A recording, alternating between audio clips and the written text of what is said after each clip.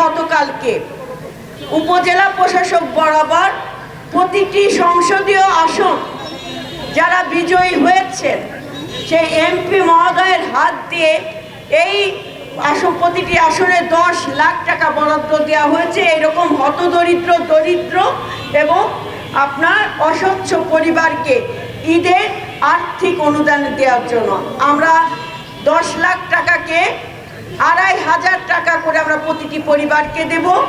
400টি পরিবার এই ঢাকা 3 আসনে উপজেলার প্রশাসকের ওইখান থেকে উপজেলা থেকে আমাদের মাননীয় এমপি সাহেব বাবু গয়েশ্বরচন্দ্র রায়ের উপস্থিতিতে এই পরিবারের হাতে আর্থিক সহযোগিতা প্রদান করা হবে। অর্থাৎ আমরা যে কাজ করছি আপনারা খুব নিবিড়ভাবে পর্যালোচনা করবেন। আমরা জনগণের কল্যাণে কাজ করছি এবং জনগণের যেটা হক, যেটা আগে কি বিগত দিনে দেখেছি মেম্বাররা মেরে খেয়েছে, চেয়ারম্যানরা ভাগ বটরা করে মেরে খেয়েছে, কিন্তু জনগণের ভাগ্যের কোনো উন্নয়ন হয় নাই। এইভাবে করে আমরা যারা বিজেপির কার্ড পাচ্ছে তাদেরকে ওই সুবিধা দিচ্ছি এবং এই যে 10 লাখ টাকা সেটা আবার আরেকটা পরিবার পাবে।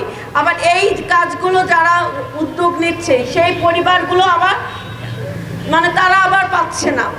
এইভাবে করে আমরা প্রত্যেকটা পরিবারকে আমরা সহযোগিতার হাত বাড়িয়ে দেওয়ার চেষ্টা করছি।